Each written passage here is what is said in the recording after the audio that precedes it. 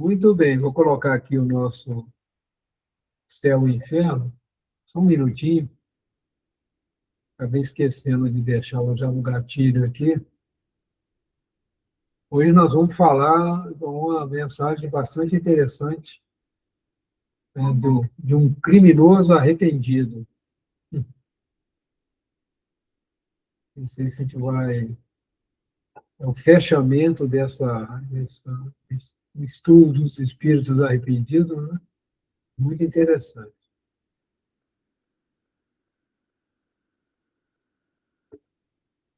Só um segundo que esqueci de já deixar no gatilho, demora um pouquinho. Aí, vou colocar para apresentar. Opa,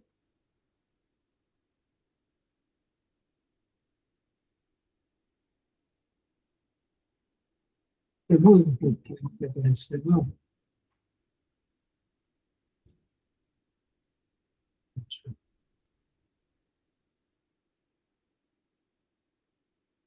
Hum,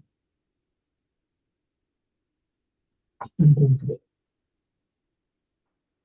Vou colocar em dentro do programa aqui. Assim.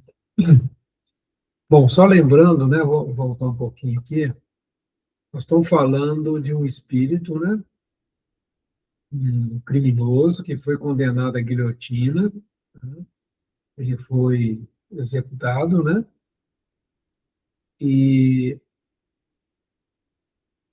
e ele se manifesta.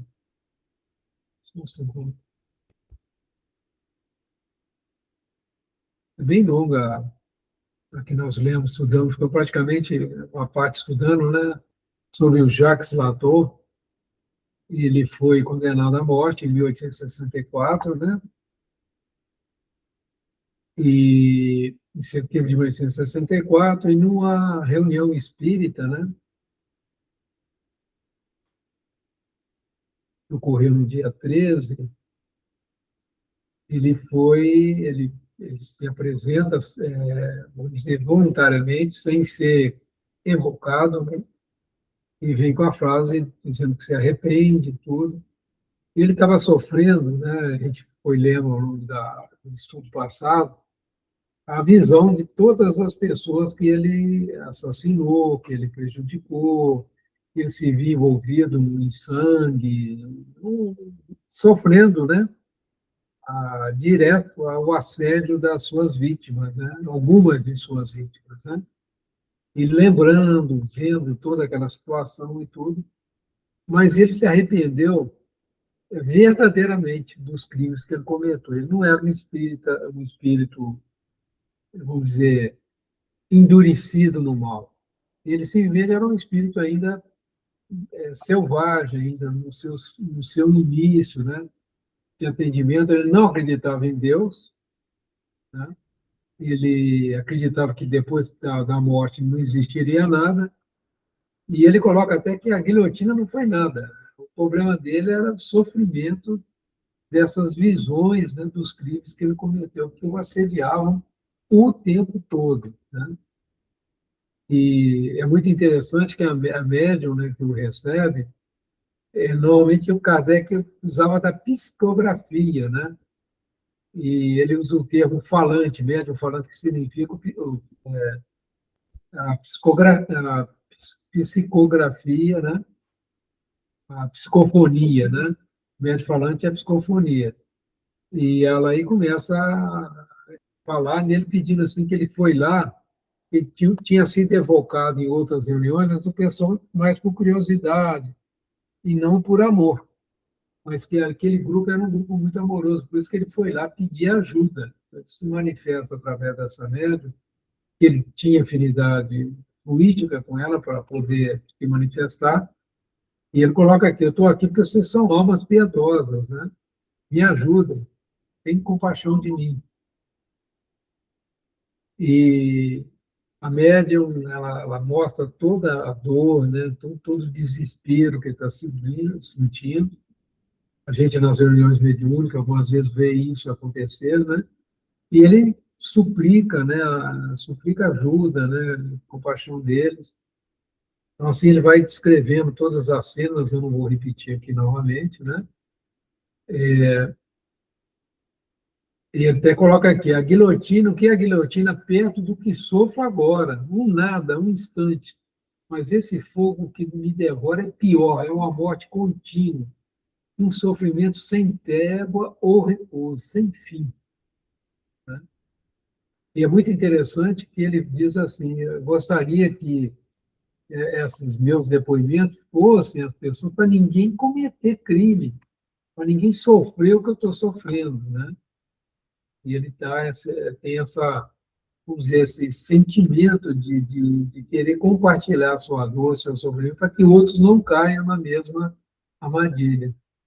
Então, você vê que já era um espírito arrependido verdadeiramente, né? Ele diz que desafiou Deus, né, renegando tudo, hoje ele tem consciência, né, da vida. E é importante, a gente vai ver nos estudos precedentes, né, seguintes, né, na precedente seguinte, que o espírito que não é arrependido, ele não tem esse suporte. Né? Vai poder estudar isso mais na frente. Como é importante esse arrependimento, né? Que vem muitas vezes no remorso, vem, que ele conseguiu vencer isso. Né? Então, isso é um ponto muito importante.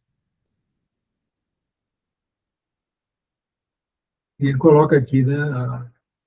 Suplico que não sejais em livramento dessa visão odiosa, dessas imagens horríveis, deste sangue de minhas vítimas, cujo olhar perfura-me até o coração como um golpe de punhal. E é interessante que mais na frente ele coloca que muitas dessas vítimas foram para o plano maior, foram em paz, né? E ele ficou no sofrimento. E ele viu que muitas das vítimas dele haviam sido elevadas. Foi, vamos dizer assim, um fechamento de uma prova, né? De uma expiação. E é muito interessante quando o grupo faz a oração para ele, o grupo pede força para ele. Não que tirar o que ele está passando, mas que ele tenha forças para viver tudo aquilo e conseguir superar. E no final ele faz o depoimento, que essa prece foi muito boa, né? Ele agradece, obrigado, meu, obrigado, tivesse piedade de mim. E eles fazem a oração, segundo está lá no Evangelho, segundo o Espiritismo, olha que interessante. Para os espíritos sofredores e arrependidos. Não leremos a prece para os maus espíritos, como se arrepende rogando a Deus e renunciando ao mal. Torna-se nos nossos olhos apenas um espírito infeliz e não mau. Então, aquele que realmente se arrependeu, né, eles fazem a oração e a oração tem um efeito. É muito interessante. Feita a prece, alguns instantes de calma, o Espírito tornou a falar. Né? Então, vê a importância das nossas orações para o nosso irmão mais necessitado. Esse cuidado que o nosso cantinho tem, né, ao longo de muitos anos, de fazer essa prece, de lembrar disso. A gente nem sabe quem é esse irmão mais necessitado, mas a equipe espiritual sabe, e esse sentimento que nós colocamos nessa oração é como um remédio, é como um bálsamo para esses irmãos, né? Arrependidos dos erros que cometeram, verdadeiramente arrependidos. Né? E essa não vai ter efeito, para aqueles que estão endurecidos, não tem efeito. É muito interessante. Né? E é normal o médico ficar cansado, né? Imagina, abatida com os membros doloridos. Né? Ela teve a lembrança inicialmente confusa do que acabara de acontecer. Então, a gente vê muito isso acontecer com o médico também, ele ficar cansado, isso acontece. Esse tipo de manifestação, por isso que muitas vezes a gente pede que o médico, às vezes, não dê prosseguimento a um próximo irmão, né, ou irmã, porque ele precisa se restabelecer, receber um passe, né? E nós temos esse cuidado no nosso cantinho, durante as nossas reuniões únicas, de quando há um espírito muito difícil, né, em situação como essa aqui, de dar uma assistência para o médium também, né? E aqui ele coloca, né, ele agradece as preces, né? E, pois não, Fausto.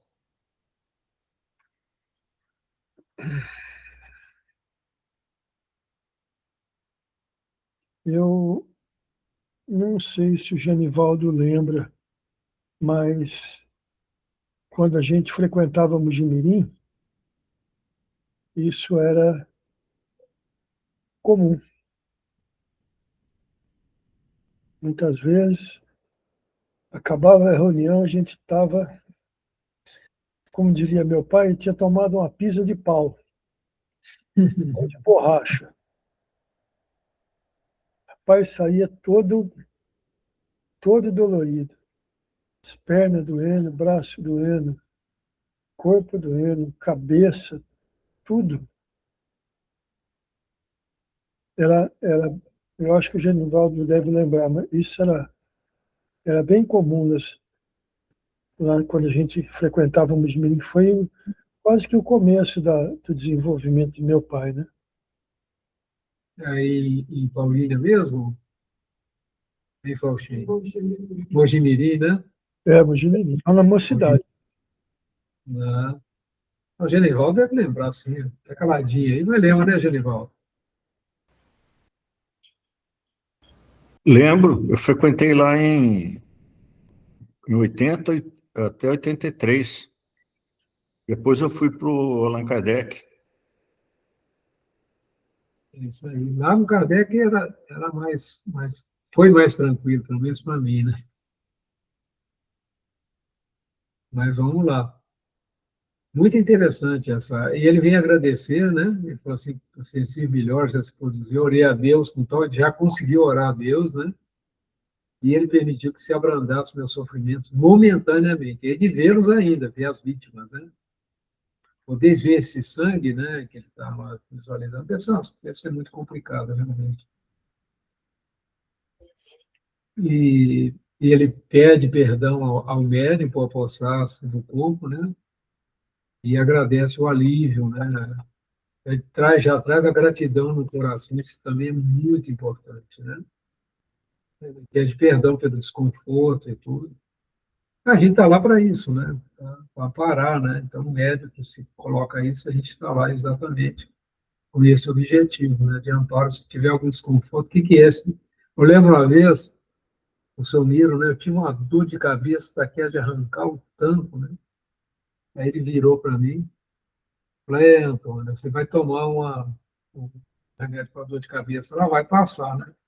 Agora, imagina um espírito que está passando por isso. Falou mais nada. Eu lembro que eu estava vindo embora para casa, eu sentia como se tivesse alguém mexendo na minha cabeça assim, sumiu a dor de cabeça, tá? Mas eu vindo para casa.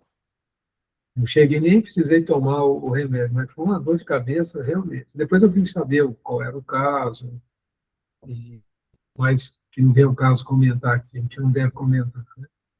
Mas muito interessante. E a gente sente, né? Uma pessoa que, por exemplo, ela atingiu determinado órgão, alguma coisa nesse sentido, a gente sente, às vezes, as dores, né? Não é sempre, né? Mas algumas vezes acho que isso é necessário, né? E, e aqui ele vai contando, né? E agora é muito interessante que a gente vai agora entrar, e eles comentam, né? Que ao longo do tempo eles ele foi se manifestando, né? E foi mostrando a melhora dele ao longo do tempo, né? A melhora dele. E a preocupação dele, que ele coloca: voltarei a me comunicar na sociedade e farei revelações que representarão um começo de reparação de minhas faltas, além de servir de ensinamento para todos os criminosos que lerão minhas palavras, repetindo com a narrativa dos meus sofrimentos.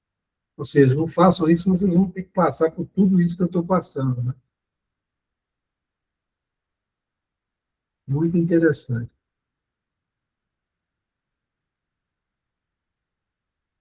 E ele faz um comentário muito interessante também, que ele diz assim: na medida que vocês me pediram para que eu tivesse forças, né, de suportar, não é que eu estou vendo menos a cena, mas eu estou conseguindo vê-las sem sofrer tanto como sofria antes, né? Então é interessante isso também. E muitas vezes ele só vai conseguir realmente se libertar totalmente desse com a reencarnação dele e com o amparo que ele vai poder fazer, né? as pessoas em situações semelhantes, né? Trabalhando talvez com crianças, orientando para que elas não venham a cometer esses desvarios, né, do crime, né? É muito interessante. Então, isso tudo nós já lemos da vez passada, e aqui nós paramos, né, o Guia do Médium,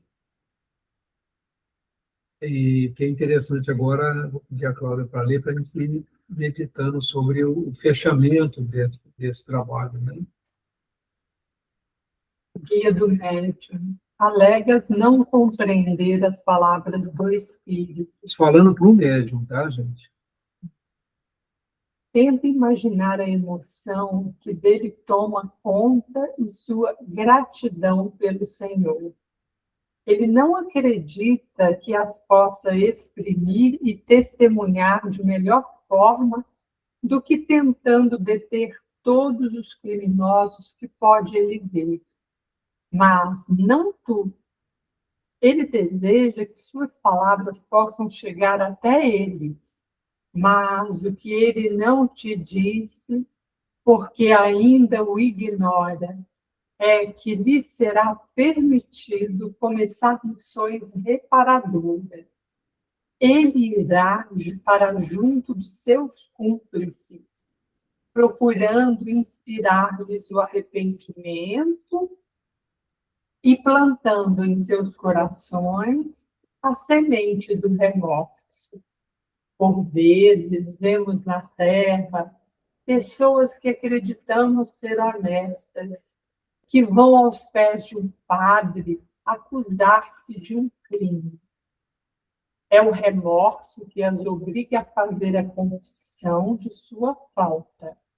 E se o véu que te separa do mundo invisível se levantasse, frequentemente verias um espírito cúmplice ou mentor de um crime, vir tal como fará Jacques Latour procurar a reparação da própria falta.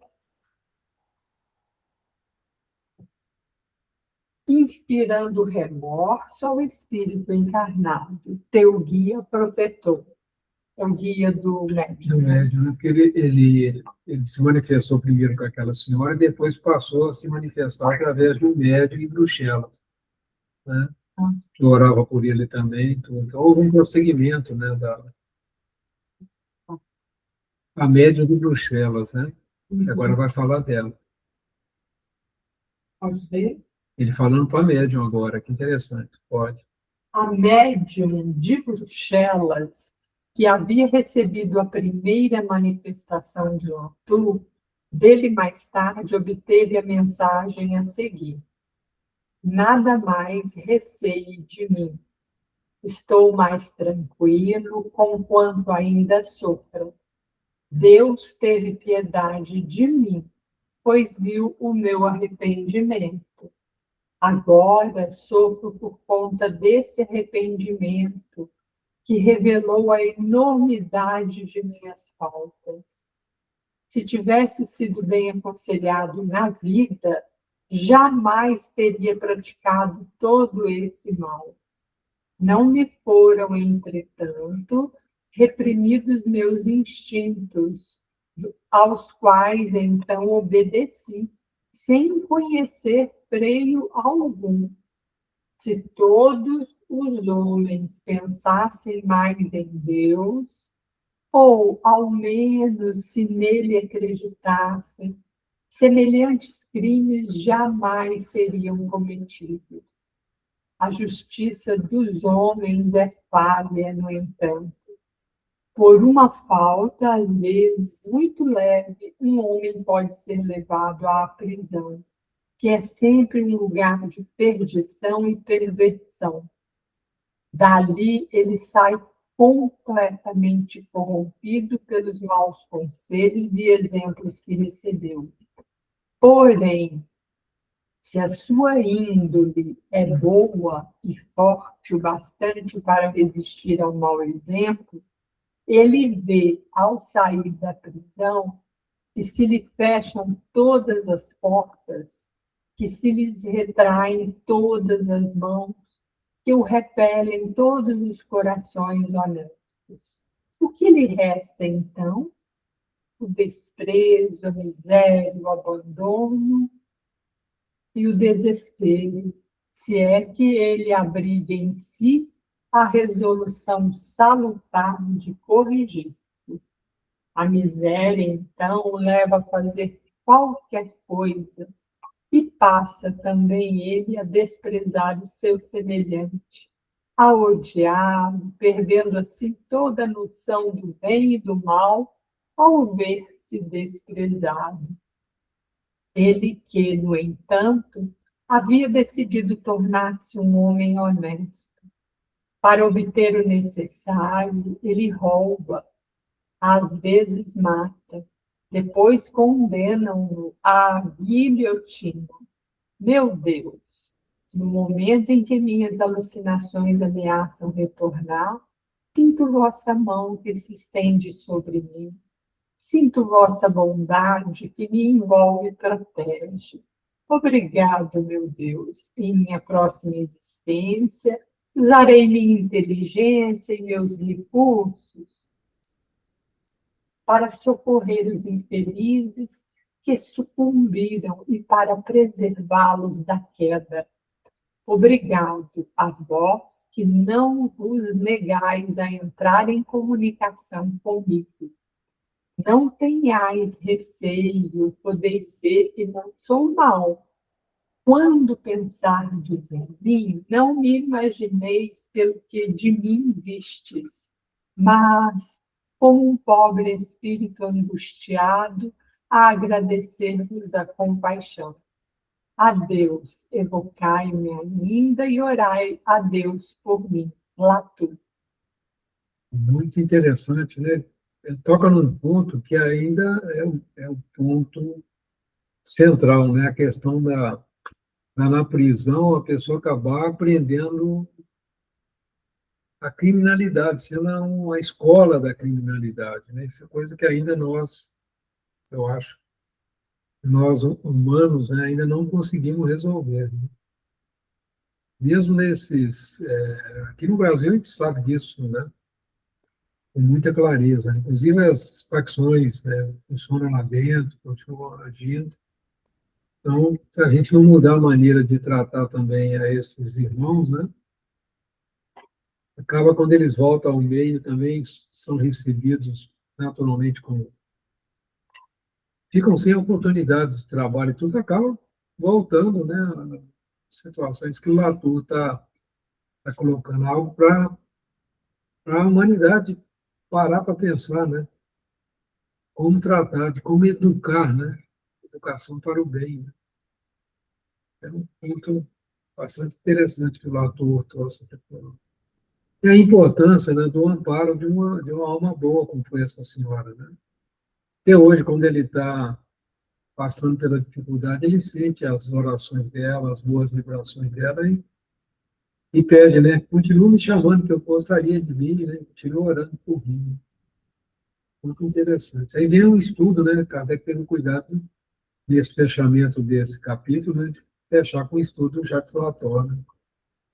Vamos ler, né, Cláudia? Estudo sobre o espírito Jacques Latour. Sofro por conta desse arrependimento que revelou a enormidade de minhas faltas. Tais palavras encerram um pensamento profundo. O espírito só compreende realmente a gravidade de suas más ações ao arrepender. O arrependimento provoca o pesar, o remorso. É um sentimento doloroso que representa a transição do mal para o bem, da enfermidade moral para a saúde moral. Tem uma pergunta para vocês. Vocês conseguem perceber a diferença entre arrependimento e sentimento de culpa?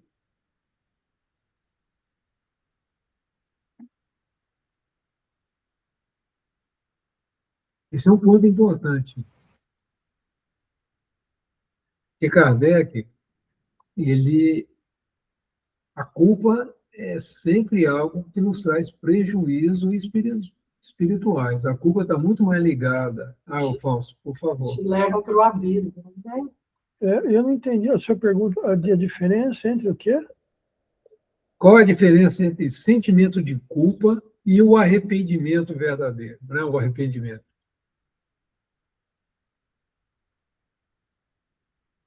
Vou refletir. Vamos em frente. E esse é um ponto fundamental, né? Porque, na realidade, o arrependimento tem o sentido de mudança de mentalidade. Você enxergava a vida sob um determinado prisma, você vê as consequências dessa visão, desse pensamento, e você faz uma mudança de mentalidade e você entra no processo de arrependimento. Agora vamos pensar sobre a questão da culpa. A culpa Não é a mesma coisa de pesar e remorso. Não. O Kardec está falando. não tem nada a ver, não é sinônimo. É. A culpa é mais ligada ao orgulho. Muitas vezes é mais ligada ao orgulho nosso. Você fala que é culpado, é minha culpa, não faz nada para mudar, né? Porque ele coloca uma coisa muito importante aqui, eu vou voltar um pouquinho.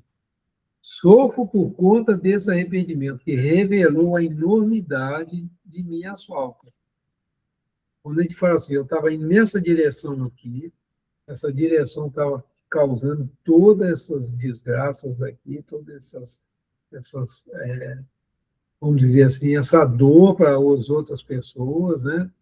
Essas faltas causando muito sofrimento. Eu mudo, agora eu não vou agir mais assim. Mas aquilo que eu fiz fica lá, não tem como. Não tem como eu desfazer disso. Isso vai me levar a falar assim, realmente, eu não quero mais fazer isso na minha vida. Mas eu vou agora mudar a mentalidade, eu vou agir de maneira diferente. Eu quero agora uma reencarnação de que eu possa agir completamente diferente nas mesmas circunstâncias que eu vivi. Porque esse é o ponto.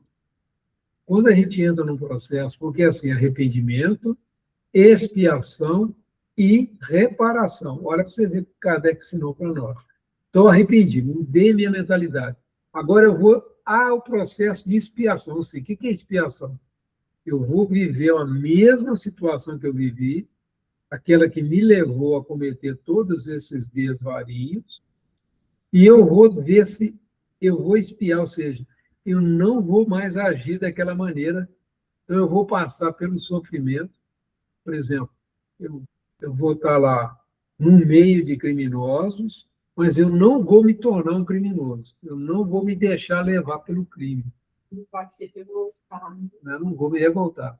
E durante esse processo, eu posso, inclusive, iniciar meu processo de reparação, ajudar aqueles que eu prejudiquei. E é diferente, eu vou aí fazer a reconstrução daquilo que eu destruí.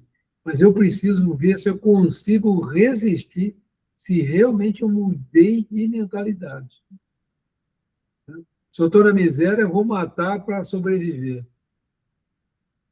Vai passar pela aprovação material. O sofrimento. Vou ver se ele tem confiança em Deus. Se ele trabalhando humildemente, a vida dele, ele vai confiar que Deus vai ajudá-lo, ele vai conseguir vencer as dificuldades, que ele não vai precisar mais cometer crime para sobreviver. Ele vai passar por essa expiação, por essa experimentação. Então, esse processo que o Kardec coloca, ele não é de que Deus não está castigando. Não está castigando. Ele está dando a chance de eu mudar a minha mentalidade, de eu viver a nova mentalidade. Eu antes que era um criminoso, né? Eu vivo uma situação que poderia me levar ao crime novamente, e eu não entro no crime.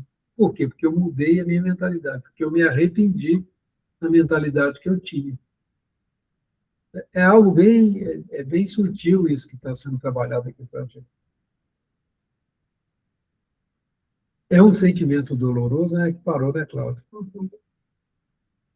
Então, eu vou ler aqui, ó. O espírito só compreende realmente a gravidade de suas más ações ao arrepender-se. O arrependimento provoca o pesar, o remorso. É um sentimento doloroso que representa a transição do mal para o bem, da enfermidade moral para a saúde moral. É para fugir disso que os espíritos perversos tornam-se surdos à voz da consciência, como os doentes que recusam o remédio que os deve curar.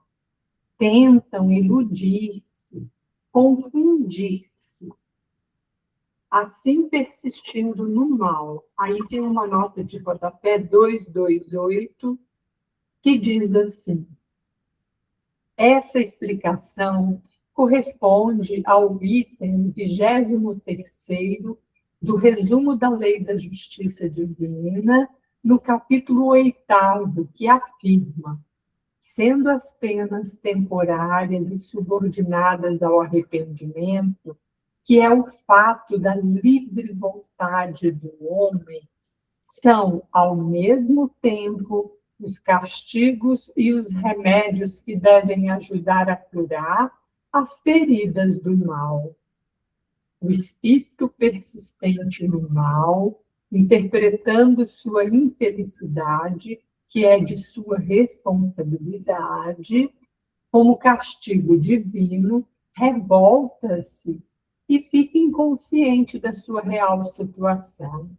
Essa é a origem da ilusão da heteronomia.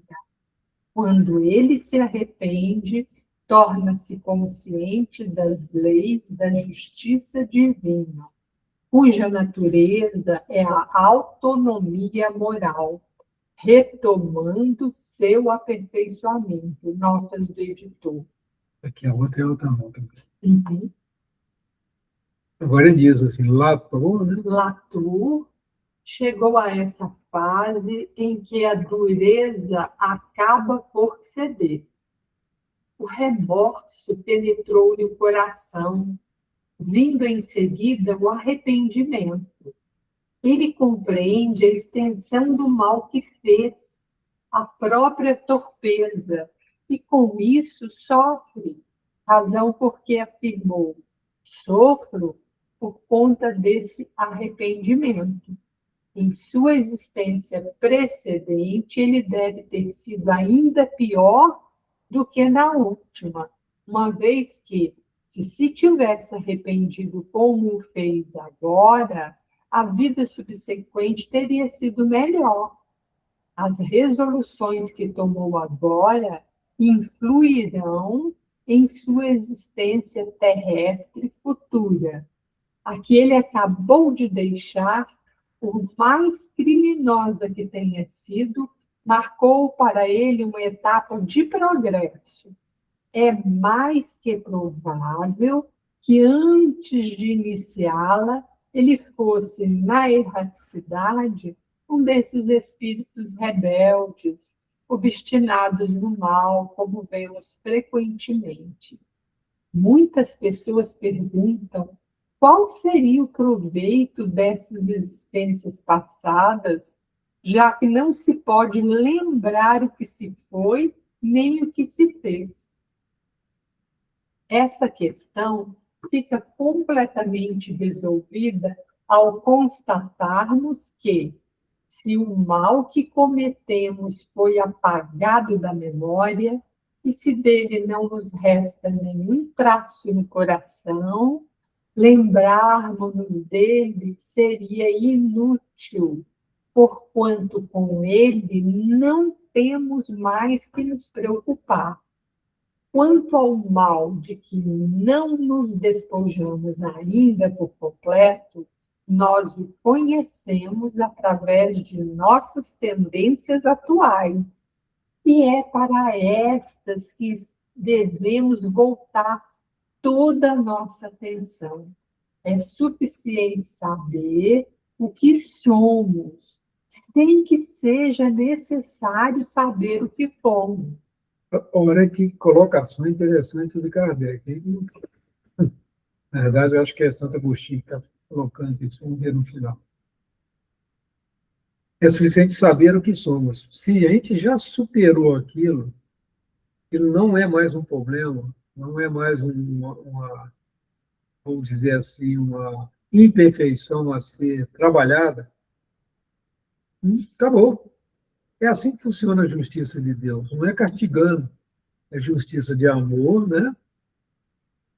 É justiça, amor e caridade. O amor está aqui, ó, não existe justiça sem amor. Então, se o seu filho já aprendeu, não precisa mais. Aquilo não vai ser mais motivo de sofrimento para ele. Mas o mal que ainda trazemos no coração nos traz sofrimento.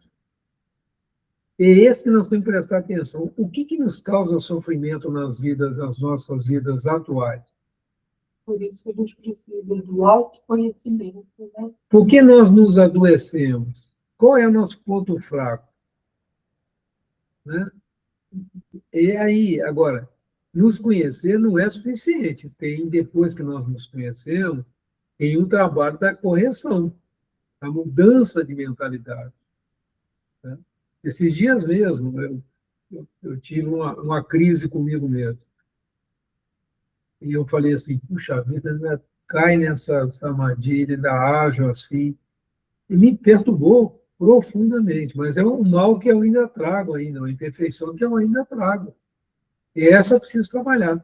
E é normal eu ter remorso com ela, eu me arrepender, eu não querer mais ter. Isso todos nós vamos enfrentar. Causa angústia? Causa. Causa perturbação? Causa. Mas na medida que eu vou tomando consciência dela, eu vou trabalhando e vou corrigindo, eu vou vencer isso. Vai ser um a menos para eu me preocupar. Eu não preciso preocupar mais, eu não tenho isso mais. Naturalmente, ela não vai aparecer mais. É isso que eu acho que eu estou entendendo, gente. Eu não sei se eu posso estar entendendo mal isso, mas é isso que eu estou entendendo. Não adianta eu ficar lembrando que eu fui, que eu já não sou mais. Agora, aquilo que hoje ainda permanece em mim, como deficiência, como imperfeição, essa aí eu preciso trabalhar. Eles são mais importantes. É o que interessa, é o que interessa. Nós não vamos conseguir corrigir tudo. Em outras vezes vão aparecer outros defeitos que nós ainda não vemos. Mas, quanto mais a gente vai evoluindo, né, mais a nossa visão vai ficando aguçada, né, com as nossas próprias imperfeições. É isso que é importante a gente guardar no coração. Né? É isso que eu estou entendendo, pessoal. Né? Buda que é interessante, né, que é perguntar para eles, mas por que a gente reencarna e esquece? Né? Porque é para esquecer. É a resposta simples que ele dava. É inútil, né? Ele falava assim, é para esquecer. Utilidade. É para esquecer. Por que é para esquecer? Por que eu não lembro das vidas passadas? Porque é para esquecer. Ele não vai te ajudar em nada. Né? E quando a gente lembra de alguma coisinha, a gente se perturba para valer. Né? Quando consideramos a dificuldade que há durante a vida para a reabilitação do culpado, por mais arrependido que esteja, assim como a reprovação de que se torna objeto, devemos abençoar a sábia decisão divina de lançar um véu sobre o passado. Vou fazer uma pergunta para você. Vamos supor que vocês estão precisando de uma pessoa em casa para te ajudar. Né? Aí aparece uma moça lá, indica uma moça para você, aí diz assim, essa moça ela foi presa por tantos anos, ela já cumpriu a pena, ela está arrependida, ela está... Você aceitaria essa pessoa para trabalhar na sua casa? Tudo indica que ela hoje está bem, está casada, tem filhos, tem uma vida normal. Então, na juventude, ela cometeu um crime, já pagou por esse crime pela justiça humana, ela tem uma vida hoje digna, mas ela está precisando de um trabalho, ela foi indicada para trabalhar na sua casa. Você aceitaria? Ela matou uma pessoa. Né? Um ato assim, de loucura, ela matou uma pessoa. Você aceitaria essa pessoa na sua casa? Por mais arrependido que esteja nessa vida, assim como a reprovação de que se torna objeto. eu não colocaria na minha casa. Eu teria medo, vou ser sincero com vocês, eu não vou ser hipócrita. Eu não colocaria. Agora, o sofrimento dessa pessoa, se ela está verdadeiramente arrependida, né? E eu vou virar para ela, vou falar isso, eu teria coragem de virar para ela, não vou te aceitar aqui, porque você já foi uma criminosa, eu estou com medo de ter você na minha casa. Eu falaria isso para ela? Com certeza, ela inventaria uma desculpa qualquer. É o que o Kardec está falando aqui nessa frase anterior. Né? É por isso que eu estou dando um exemplo bem drástico que pode acontecer nas nossas vidas, né? Tem empresas que aceitam, né? A empresa, o empresário aceita, porque não vai ter nem contato com esse senhor, né? Ele vai estar na linha de produção e tal, mas os colegas vão ficar tudo desconfiados, né? Fica tudo desconfiado. Então, você vê a dificuldade que é para um criminoso aqui, né? Reabilitado pelo sistema nosso, da gente aceitar ele, conviver com ele. Eu trabalhei com um rapaz, um operário, eu trabalhei na indústria, né? Eu fui supervisor de turno, trabalhei alguns períodos da minha vida trabalhando de turno e comandando a equipe operacional de uma forjaria. E tinha um moço que casou com uma prostituta, ele se apaixonou por ela, casou com ela, tinha família, tinha filhos, mas era uma dificuldade, o pessoal, né, sempre com aquela...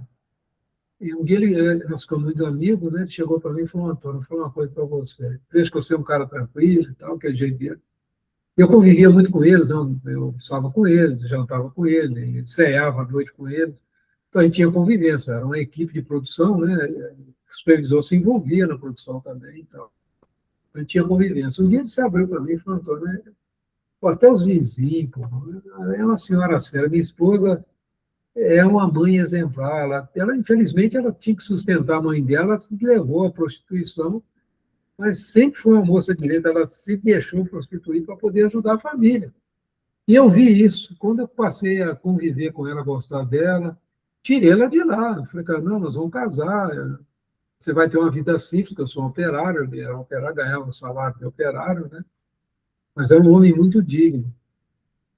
Mas você vê a luta, e que homem corajoso, hein? Ele amava ela, isso é amor mesmo. Eu não tenho dúvida disso. Teve filhos, educou muito bem, os filhos dele se formaram, estão muito bem de vida, tudo direitinho, pela força moral desse moço. Eu lembro dele, assim, eu até arrepio aqui, esse é exemplo que a gente precisa ver. Você vê que Deus vai pondo umas figuras na vida da gente e vai tocando, né? Quando eu cheguei na doutrina espírita, que eu vi assim, falei, gente, pena que assim, essas afinidades, esse respeito, esse carinho, Deus me deu essa possibilidade de eu viver isso, né?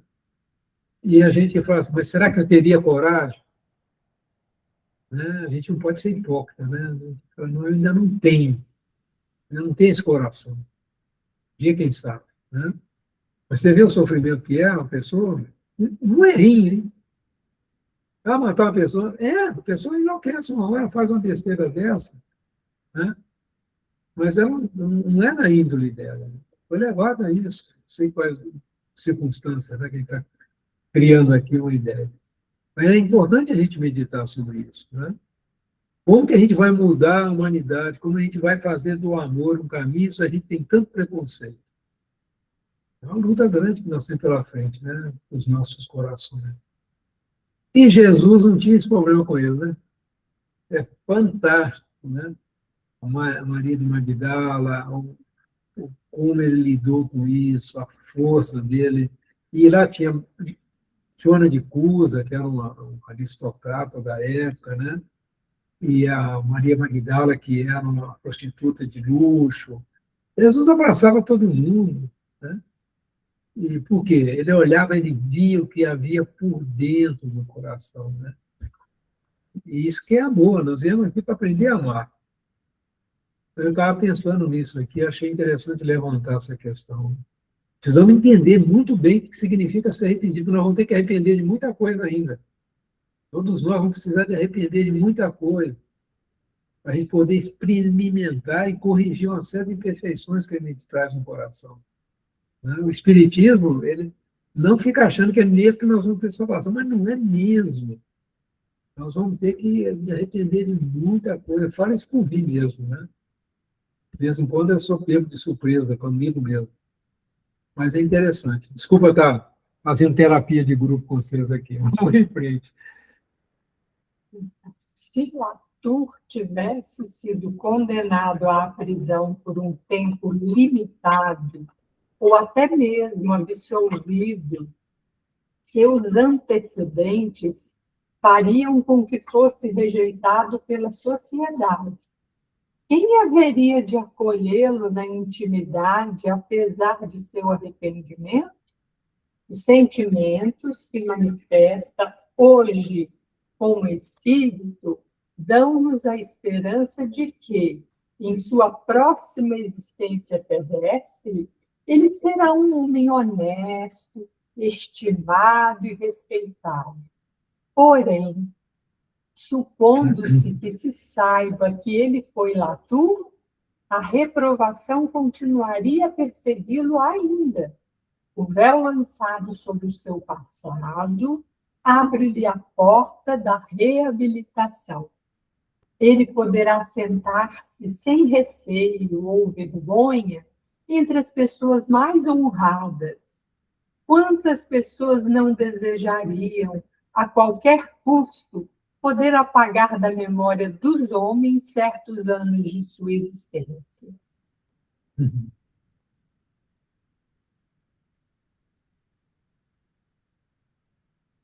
Não foi, não? Encontrem-se, então, doutrina que esteja mais em harmonia com a justiça e a bondade de Deus do que esta. Ademais, esta doutrina não é uma teoria, mas o resultado da observação.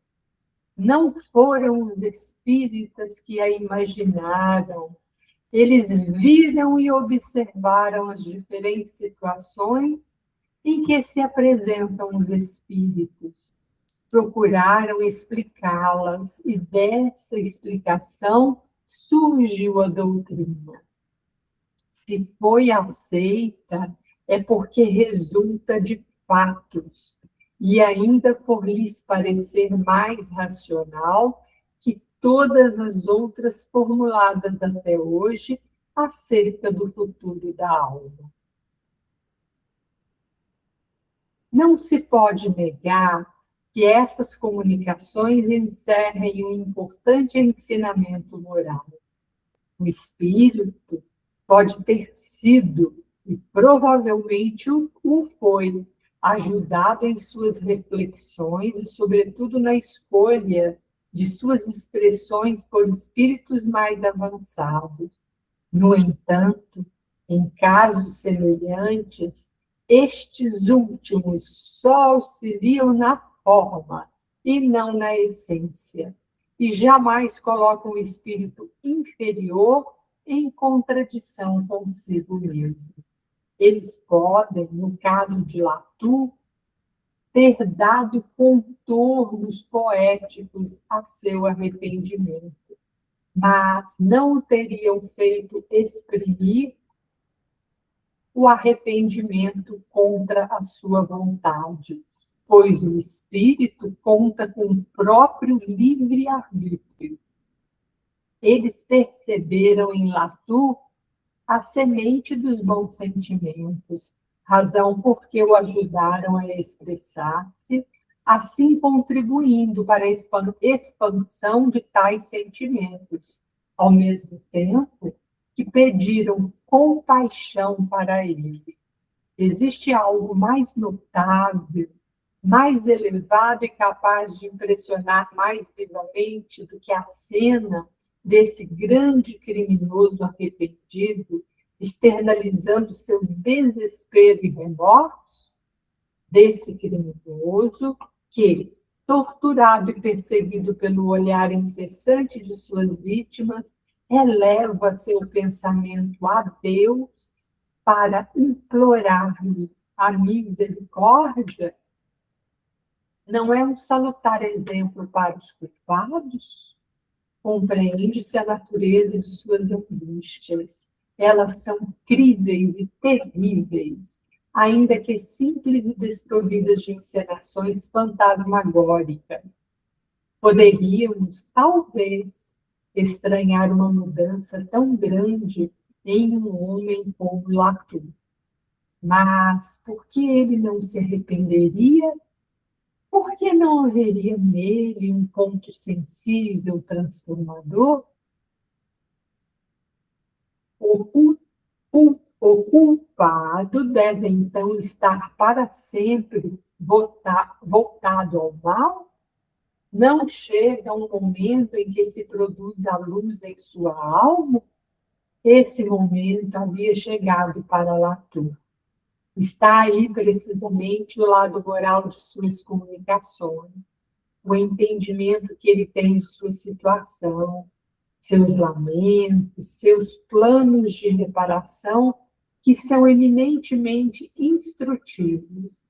Haveria algo de extraordinário se tivesse demonstrado um arrependimento sincero antes de morrer, se tivesse dito antes o que veio a dizer depois?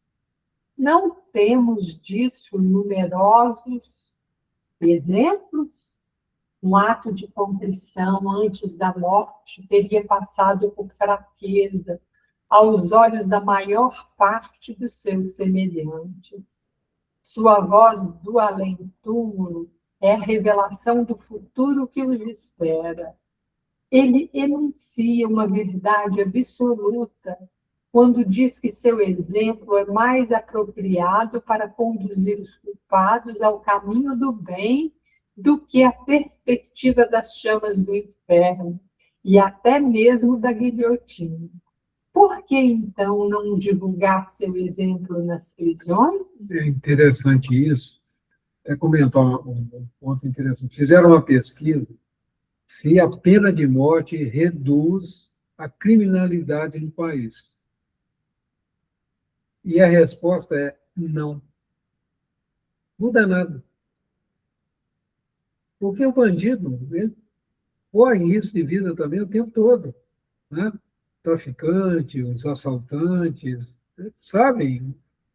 Né? Então, não é a pena de morte que vai conduzir.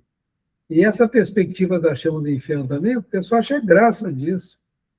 Já vive no verdadeiro inferno aqui, né? Guerreando, essa confusão toda. Então, agora, saber as consequências no mundo espiritual de uma vida dessa natureza, isso, se realmente compreendido, seria um freio. Né? E essa é a função da doutrina dos espíritos, quando traz essas informações. Por isso que tem essa pergunta, por que então não divulgar seu exemplo nas prisões? Né? Essa é uma pergunta interessante. Isso faria mais. Isso faria mais de um culpado refletir, do que já temos, aliás, vários exemplos. Porém, como crer na eficácia das palavras de um morto, se acredita que tudo termina com a morte? Dia virá, no entanto, em que se reconhecerá esta verdade. Os mortos podem vir instruir os vivos. Há muitos outros ensinamentos importantes que se podem tirar dessas comunicações. Primeiro, temos a confirmação do princípio de eterna justiça, segundo o qual o arrependimento não é suficiente para elevar o culpado à categoria dos eleitos. O arrependimento é o primeiro passo na direção da reabilitação, atraindo a misericórdia de Deus. É o prelúdio do perdão e do alívio dos sofrimentos. Mas Deus não absolve incondicionalmente. Compete ao culpado expiar e, sobretudo, reparar as faltas. É o que Latour compreende e para o que se prepara. Em segundo lugar... Só um minutinho, Cláudia. Isso aqui é importante, um ponto também que a gente aprende em Kardec. Nós antes de reencarnarmos, é que vamos estabelecer um plano de comum acordo com o espírito, na maioria das vezes. Principalmente com o arrependido. Com o arrependido, com certeza, ele vai participar do planejamento de sua volta à carne. Isso é uma das questões, é uma das leis. Só há aquela encarnação compulsória para espírito muito, muito endurecido. E não tem o arrependimento no coração. Às vezes é necessário impor para que ele, uma hora, acorda como Latour acordou. Provavelmente a reencarnação dele é anterior, né? Quando ele reencarnou nessa situação de cometer esses crimes, ele foi quase que imposto. Mas nessa agora, que ele já entendeu, que ele se arrependeu, mudou de mentalidade, ele vai participar plenamente do planejamento. Isso é uma informação muito importante. Olha a importância da gente ver nossas faltas, nossas falhas e arrependermos para que a gente possa participar do planejamento de correção dessas dificuldades. Muitos de nós estamos aqui passando por uma série de situações com esse objetivo, de corrigir as nossas imperfeições, de espiar, né, as nossas imperfeições. Em segundo lugar, se compararmos esse criminoso ao de Castelnaudary, perceberemos uma grande diferença no castigo aplicado. No caso deste último, o arrependimento foi mais tardio e, portanto, mais longa pena. Além disso, sua punição foi quase material, ao passo que, no caso de Latour, o sofrimento é moral. Como dissemos antes, o intelecto do espírito de Castelnaudary era bem menos desenvolvido que o de Latour, sendo necessário algo que pudesse impressionar os sentidos mais limitados daquele. As penas morais, porém, não são menos contundentes para aquele que chegou ao grau necessário para compreendê-las. Algo que se pode constatar no pesar de Latour, que não expressa cólera, mas remorso, seguido prontamente do arrependimento e do desejo de reparação, com vistas ao próprio progresso. Eu não estou lembrando desse espírito. Será que foi lá atrás, uma das primeiras? Felizes não é. Condição mediana também não. Espíritos sofredores. Não, acho que está na frente esse espírito. Não estudamos ele ainda não. O dele está ligado às coisas materiais, né? É. Não estudamos ele não. Criminoso arrependido, né? Não tem aqui, tá vendo? E eu não acabei não trazendo, porque nós não estudamos ele ainda. Espírito endurecido, expiações terrestres. Depois eu acho aqui, depois na próxima aula a gente recorda isso, né? Esse nome está ligado a uma comuna na França, né? Uhum. Parece ser uma região. Não lembro. Eu vou ter que pesquisar, porque eu acabei não pesquisando essa aula de hoje. Achei que nós não iríamos chegar até o... Muito bem, pessoal. Aí nós fechamos, né? Já passou da hora já. Muito bom. Fazer a oração de encerramento. Alguém gostaria de fazer a oração?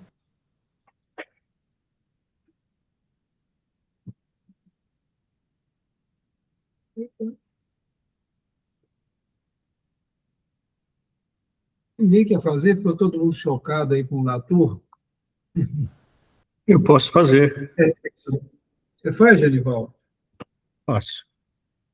Maravilha, meu amigo. Nós vamos agradecer muito pela oportunidade de a gente estar aqui estudando, conversando, né? Enquanto que em muitos lares aí, os nossos irmãos, total insensatez de guerra, de bomba, etc., né? Então, muita gratidão.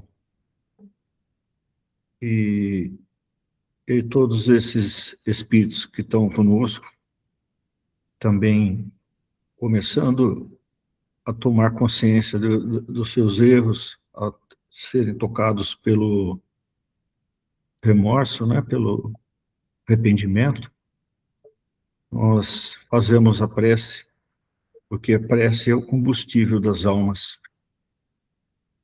Pai nosso que estás nos céus, santificado seja o teu nome, venha a nós o teu reino, seja feita, Pai, a tua vontade, não a nossa, assim na terra como nos céus. O nosso de cada dia nos dai hoje sempre.